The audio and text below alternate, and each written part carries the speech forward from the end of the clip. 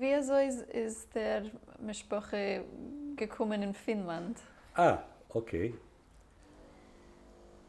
Also es ist so, die Bobestate von der mamischen Seite ist gewesen ein Kantonist, ein Soldat in der Armee von Zaren. Und der Tate von meinem Bobbe, von meiner Tates Seite, ist auch gewesen ein Kantonist. Und mein Urseide, der Mordechai Linder, ist auch gewesen ein Kantonist. Der Einzige, wo sie nicht gewesen ein Kantonist ist mein Seide, von der Tates Tate. Alle anderen sind Kinder von Kantonisten. Ein Kantonist ist ein russischer Soldat, wo es der Nikolai I. Hat gewollt, das ist gewesen seine Politik, die Jiden zu megeiern. Sie sollen verlieren Jüdischkeit und sein die Orthodoxen.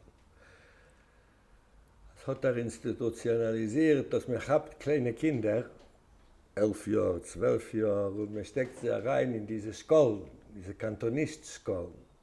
Und demnach mussten sie noch dienen 25 Jahre in der russischen Armee.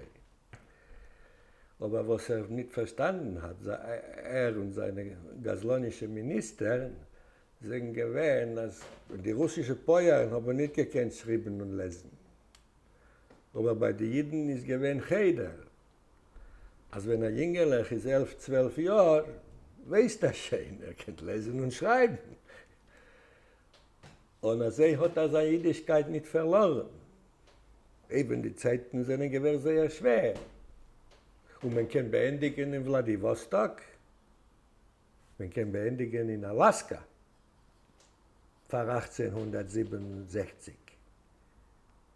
Man kann ihn schicken Tag in Alaska oder man kann ihn schicken im Tag in Finnland. Und als sie sind ein paar hunderte jüdische Jünger gekommen Tag in Finnland, vor 150 Jahren zurück. Und dann ist der Nikolai gestorben und sein Sohn, der Alexander II., ist gewesen ein bisschen mehr liberal. Und sie haben gekannt bleiben, wo sie sind.